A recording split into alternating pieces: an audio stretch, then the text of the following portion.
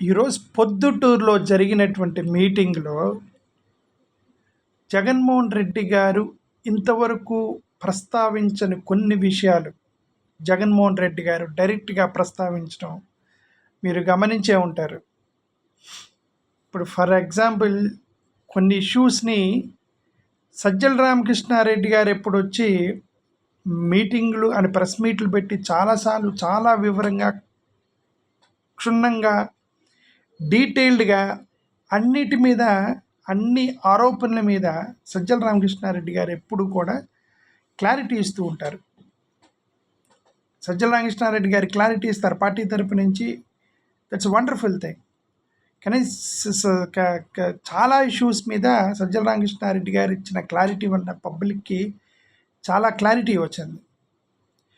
కానీ జగన్మోహన్ రెడ్డి గారు కూడా ఈ పాయింట్స్ని టచ్ చేయటం, అది కూడా పబ్లిక్ బహిరంగ సభలో ఈ పాయింట్లను టచ్ చేయటం అనేది నిజంగా ఆశ్చర్యం కాదు, ఇది అవసరం కూడా అనిపించింది.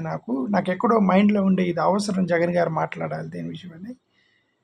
జగన్మోహన్ రెడ్డి గారు ఆ పాయింట్స్ని అట్లా టచ్ చేయటం కూడా డెఫినెట్గా it is going to be useful for the party in the upcoming elections.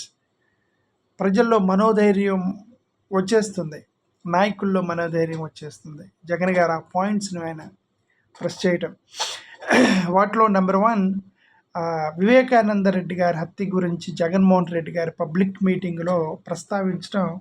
ఇంతకుముందు ప్రస్తావించుంటారు, నేనైతే చూడలేదు. ఒకవేళ ప్రస్తావించారేమో, నాకు గుర్తులేదు. ఓకే, బట్ ఇప్పుడు ఈరోజు ప్రస్తావించారు. చిన్నాన్ని చంపిన వాళ్ళు ఎవరో ఆయనకి దేవుడికి తెలుసు అన్నారు. ఆయన అంటే ఎవరు? చంపినటువంటి వివేకానంద రెడ్డి గారికి పైన దేవుడికి తెలుసు చిన్నాన్ని ఎవరు చంపారో అని అన్నారు. రైట్, ఆ మాట చాలు ఈ యొక్క ఎల్లో మీడియాలో ఉన్నటువంటి ఈ యొక్క తప్పుడు ప్రచారం చేసే వాళ్ళు మొత్తానికి సమాధానం ఇది చాలు. మా చిన్నానికి దేవుడికి తెలుసు ఎవరు చంపారో అని ఆయన ఒక చిన్న లైన్లో కొట్టేశారు. నెంబర్ 1 పాయింట్ టచ్ చేశారు. ఓకే, ఇది చాలా అవసరం అనిపించింది నాకు. జగన్మోహన్ రెడ్డి గారు చేసి మంచి పని చేశారు. దాన్ని అంత లక్షల మంది జనాల ముందు ప్రస్తావించడం, ఆ పాయింట్ని మంచి పని చేశారు జగన్మోహన్ రెడ్డి గారు. రెండో పాయింట్, మన రీసెంట్గా జరిగిన డ్రగ్స్ గురించి కూడా మాట్లాడారు. జనరల్గా జగన్మోహన్ రెడ్డి గారు ఇట్లాంటి విషయాలు పోనీలే, వాళ్ళు ఏదో అంటే వాళ్ళు రాసే ప్రతిదాన్ని మనం ఏడ కౌంటర్ చేస్తాము, వాళ్ళు ఎల్లో మీడియా ఛానల్లో చేసే ప్రతి ప్రచారాన్ని మనం ఎలాగా కౌంటర్ చేస్తాము అని సైలెంట్గా ఉండేటువంటి మనస్తత్వం కలిగిన వాడు జగన్మోహన్ రెడ్డి గారు. దేన్ని కూడా బయటకు వచ్చి మాట్లాడరు.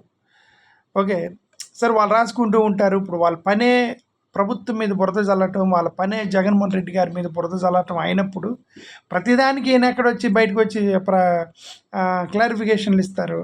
అప్పటికి ఓపిక తెచ్చుకొని సజ్జల రామకృష్ణారెడ్డి గారు చాలా క్లారిఫికేషన్ ఇస్తూ ఉంటారు అప్పుడప్పుడు. రైట్, సజ్జల రామకృష్ణారెడ్డి గారు వాళ్ళు రాసే ప్రతి దాన్ని క్లారిటీ ఇస్తూ ఉంటారు. సో ఇప్పుడు జగన్మోహన్ రెడ్డి గారు ఈ యొక్క డ్రగ్స్ గురించి కూడా మాట్లాడటం, డైరెక్ట్గా పురంధేశ్వరి గారి పేరును ప్రస్తావించి వాళ్ళ బంధువులు ఇన్వాల్వ్ అయ్యారు, మా మీద నెపం వేస్తున్నారని చెప్పేసి క్షుణ్ణంగా దాన్ని ప్రస్తావించడం అనేది జగన్మోహన్ రెడ్డి గారిలో మార్పు స్పష్టంగా కనిపించింది. ఆయనకి దాచుకోదలుచుకోలేదు. ఆయన మీద వచ్చినటువంటి ఆరోపణలు మొత్తం కూడా నాకు తెలిసిన వరకు ఎలక్షన్ అయిపోయేలోపు తిప్పికొట్టేస్తాడు అని నాకు అనిపిస్తుంది జగన్మోహన్ రెడ్డి గారు. చాలా క్షుణ్ణమైనటువంటి మార్పు వచ్చింది.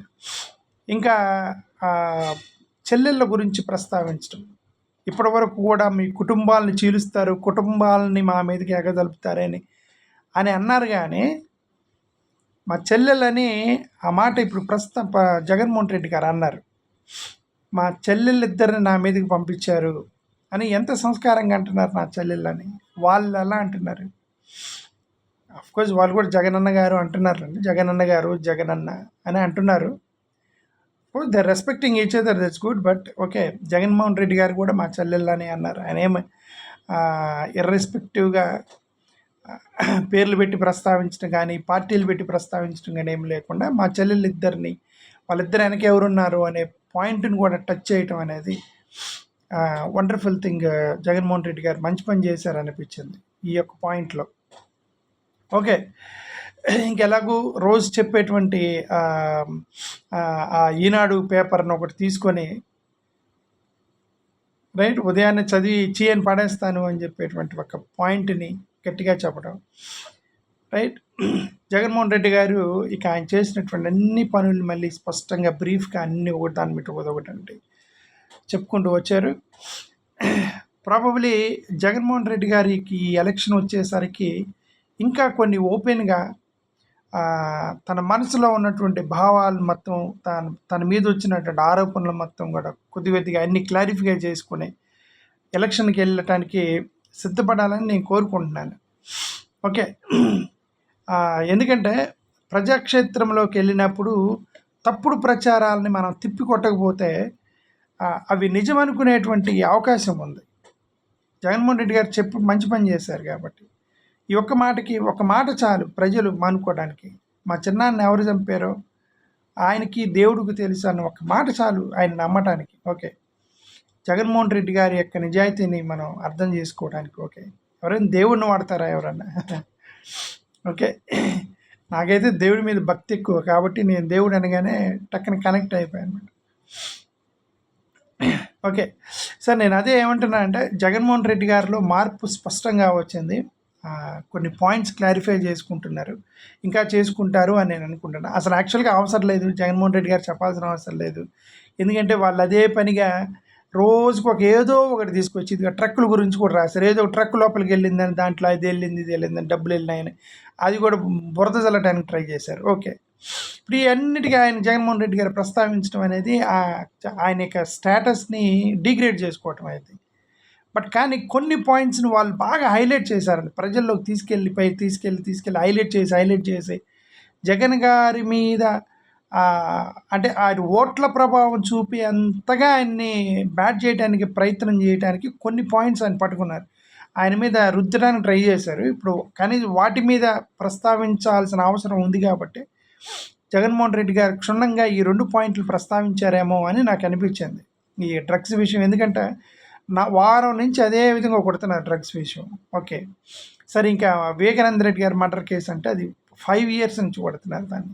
5 years నుంచి ఎరతెగిపి లేకుండా కొడుతున్నారు. రైట్.